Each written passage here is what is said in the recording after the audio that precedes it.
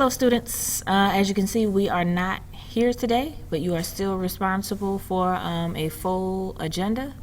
Today's agenda includes standard ELACC 9 through 10, writing 1. Essential question. Why is it important to connect with the authors while reading? The sponge of the day will include the SAT question of the day. The work period will be response to literature. And for closing, you will complete a 3-2-1 worksheet. Closing. We got to do it over. So let's take a look at your SAT question of the day. Part or all of the following sentences underlined. Basically what you're going to do is try to figure out how to best improve this sentence. The Vikings used their well-known long ships to travel as far east as Constantinople and the Volga River, as far west as Iceland, Greenland, and Newfoundland. This was a period of expansion known as the Viking Age. If this sentence can be improved, which letter choice best represents the improvement? If you think it should stay the way it is, choose letter choice A.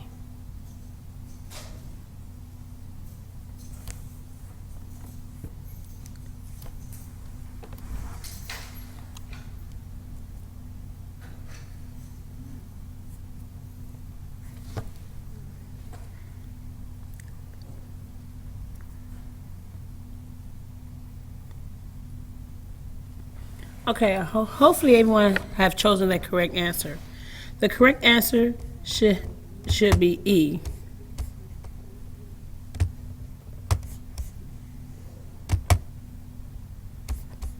The reason why E is the correct answer is because it avoids the common splice error of the original by replacing the second independent clause with the modifying phrase during a period of expansion known as the Viking Age. So you need to add that during a period of expansion known as. All right, so let's move on to the work period. Like I said, we'll be working on responding to literature, an appropriate response to literature. So what happens when you read a text and you're asked to write about it? There are a couple of different ways that you can respond to literature. You can either make a text-to-self comparison, a text-to-text comparison, or a text-to-world comparison. How does this relate to you, another story or article that you've read, or how does it relate to the world that we live in? Today you're going to be responsible for a text-to-self comparison. How does the story we read today relate to you? You're going to have to write a couple of paragraphs about it, but we'll go through it. First, we'll go ahead and start reading the selection. It's a memoir actually written by a 17-year-old kid from Pennsylvania. Like I said, we're going to read through this passage, then we're going to write a response to literature. All right? Okay. So let's go ahead and read. Make sure you're paying attention. Everyone at some point in life says, I regret that ever happening, or if I had one thing to change, it would be. Well, I suppose you feel that way until you realize that there's a reason for those events to happen. Looking back on my childhood, I realized that those situations had a big impact on the person I am today. It was a cold day in November, 22 days after my 5th birthday. I sat motionless in a tub full of bubbles, deep in thought, staring blankly, wondering this and that. Suddenly the phone rang. When the phone would ring, I would run frantically, hoping it was that mysterious caller who would send a message once or twice a month. But this time, for some reason, I didn't bother to move. It was as if the ringing of the phone never happened. Eventually, I drifted out of thought and listened. The phone stopped ringing and my mother was speaking. Vaguely, I recall hearing, "This boy has been waiting for a call from you for weeks." I was a little curious, so I slipped out of the bubbly liquid, put on my Ninja Turtle pajamas, and wandered into the living room. "Mommy, who's on the phone?" I asked, tugging at her shirt. She whispered something into the phone and looked down at me. "It's Daddy, honey. Do you want to talk to him?" Why even bother asking a question like that? I thought to myself. You know the answer. Really? Daddy's on the phone? She nodded her head slowly, her face still, and handed me the phone reluctantly. "Hello," I exclaimed. "How doing, buddy?" said my father. "I'm okay. I have a sore throat." "Oh, that's not good. So I hear it was your birthday a couple weeks ago." "Yep," I said excitedly. "How old are you now?" 12? 5, Dad, I said with a smile. I was thinking maybe you would like to come over to my house and spend the night. The words I've been waiting to hear finally came. Yeah, I'll go ready. Yeah, I'll go get ready. I'll bring my Ghostbuster toys and my Ninja Turtles cartoons and my sleeping bag, and I'll go make pizza rolls so we have something to eat. And that sounds great, buddy. You know what else you need to do? He said as though he cared. You need to go and drink lots of orange juice to fix that sore throat. Okay. Suddenly the phone was taken out of my hands. Hello? Frank, I'm not going to let you, my mother said, looking down at me. She stopped in mid-sentence. Honey, go dry your hair, she told me as she covered the receiver. I tried to listen to what she said as I returned to the bathroom. In the distance, I could hear her voice get a little louder, but the words were too muffled for me to understand. It was about 7 p.m., and I just finished packing my things. My mother had told me that my dad had said, tell him I'll be there at 7:15, so I began my wait. I sat on the couch, watched some episode of Full House, waiting. I could smell the pizza rolls in the oven. Having almost forgotten about them, I hurried into the kitchen to find my mother taking them out of the oven. She put them on a plate and wrapped it in foil. Mom began to say something, but I wasn't listening. The radio was playing the song, Lay Down, Sally. My dad was in a band, and he always would start the evening with that song. This made me even more excited to see my father. I sang along as I ran back to sit by the window. It was 7:20 and still no sign of my daddy. I sat on the chair closest to the front window, watching all the cars that would pass, hoping that each one of them would be my dad. With each passing of a car, wind would slip through the crack underneath the windowsill, sending a chill through my body. I turned around every so often to look at the clock. While panning from the window to the clock, I caught a glimpse of my mother's face. She looked upset.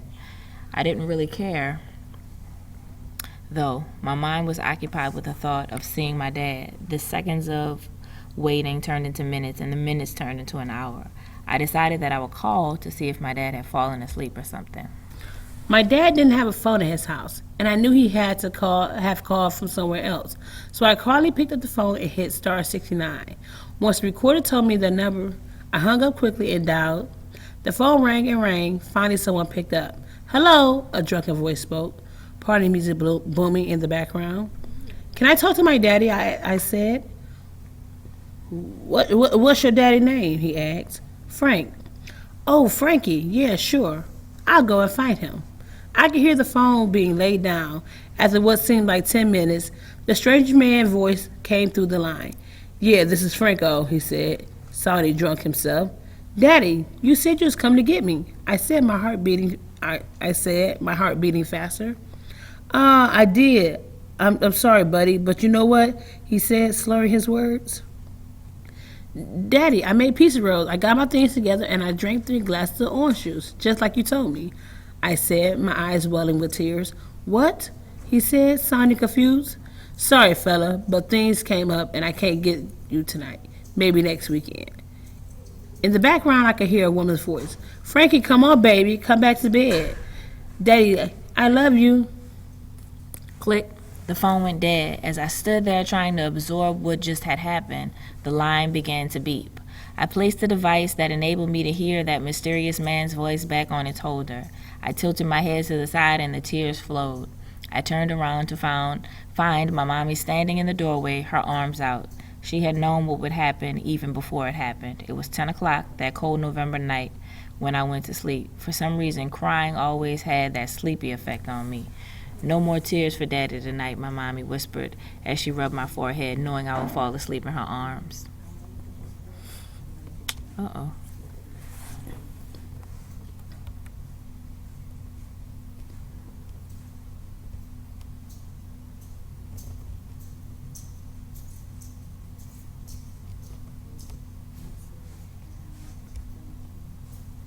I knew that night that the phone conversation had been backward.